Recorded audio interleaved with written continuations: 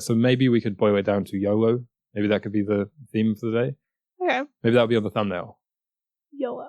YOLO. Hemingway says, you only live once is what that means. Yes. So the villain of the week this week is passports. Ba-da. So Aaron and I have this vendetta against passports. It's not that either of us have a weak passport or anything, but it's just... Did you say a weak passport? Yeah. What is that? Well, depending on where you live, your passport can't get you everywhere. Oh. But like as a Canadian, obviously I can go pretty sure like anywhere in the world. Okay. And similar with yours. But it's just the fact that they exist and that there is this disparity across the world of like some people literally can't leave their country. Passports also just weren't a thing 100 years ago. Well, they were a thing. Like, bear with me. They've been a thing since biblical times of like, if you were going to be crossing into another person's territory, you'd get this like written note from royalty being like, I'm here, I'm not here to invade, I'm just here to do business or whatever. And so like there have been passports and there's always been documentation when people are immigrating and stuff, but it's just after World War II, the United Nations were kind of like, we need to maintain peace and this is how we'll do it. And I read an interesting line that said, passports are less about creating a more democratic society of world travelers than it was about control. Which I just think is very, very true. And apparently, after World War II, it was basically just the Western countries that wanted them. A lot of European countries, Asian countries, everywhere was like, this doesn't feel like a good idea. This feels like a way of control. But if America is insisting that you have to have a passport to get there, and it has to be the standardized UN certified thing, then you have to, or else you're going to miss out on growth.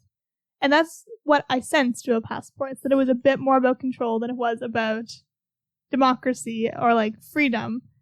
And I think it's, when it comes to travel, like I do think some documentation is important, but it's just, I don't like passports. I don't have that much to say of why, but I don't like them, mainly because whenever I read Hemingway, I'm like, this man was just like popping over to serve in the Spanish War, traveling in his little fishing boat to Cuba. Like you can't travel very freely. Well, I think it's passports is more what they represent, which is the lack of freedom to do things. So for instance, if you own land, you can't just build things on it.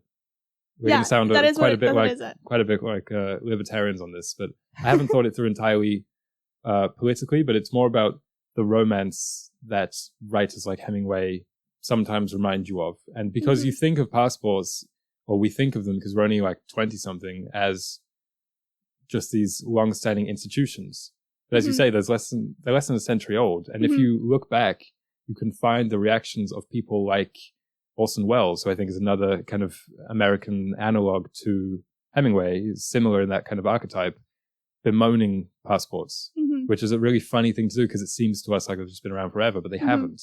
And the people who lived through this change are kind of like, these actually suck. Yeah, and I think, yeah, you're right. It's more about what it represents. Like passports themselves, kind of whatever, but it's like... They can be fun even. You get a little stamp. Exactly. But it's just like, now you can't just cross the border however you want. You have to go to this one point, or you have to then rely on a bunch of government stuff. You have to pay a bunch of money. Like it's, you can't. It's kind of the money of it all and the bureaucracy. Some places you can't even pay with cash. You have this thing called credits. You're not allowed to know how it's calculated or what the numbers really mean, and you're also not taught about it. But it's just assigned to you. Yeah. And it's just kind of this mystery number that floats about you. One final passport fact that made me punch my other hand like this was that when they began until like the mid-century, women weren't like allowed passports. They were only a footnote on their husbands' passports, and same with the kids. Yeah, well, so I think that's how it should be. Yeah, obviously. But it's just like wild. It's like, so women weren't even allowed to travel. Like all of a sudden they went from being able to do whatever they want, like go wherever they want, to not being able to leave, sometimes even within their country, without their husband's passport on hand. It's just like wild. Yeah, I think this feeds into why it's harder to get a Hemingway these days. I mean, we also gloss over that not everything was easy peasy poosy in the centuries past. I mean, travel is easier today in many ways than it was, in ever before in history, because people have more disposable income and you can fly places easier and all that kind of things. Whereas maybe before it was for the ultra rich exclusively, but I don't think it's gotten just better in every way, as we were saying. But something really neat about Hemingway's writing is that it functioned, from my understanding, almost as much as a travelogue as it did as like fiction that people get engrossed in. Like he would publish these things in magazines about this is what they do in Switzerland. And I can just imagine people buying it and being awestruck because they've never heard of this exotic land of Switzerland and skiing in these cutesy little villages. And it was almost like fantasy. I think he lived in this interesting moment of the hockey stick graph between when the world was absolutely massive and unexplorable to when it was kind of trivially small, and you can watch a vlog of people in every country of the world and kind of roll your eyes at it almost. So that sense of romance and travel and exploration is for sure a key tenet of the Solacene. Yeah, that's what brought him to Paris, was as a foreign correspondent for the Toronto Star.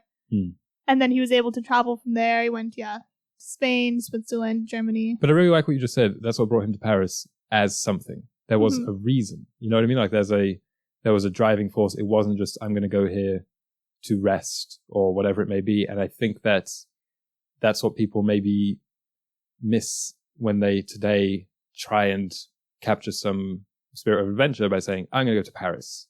But if you just go with the intention of kind of seeing Paris or resting, then, I mean, I think it's not like that's a waste of time either. Like that's still great, but it's something different entirely when you go as part of something, if you have a quest.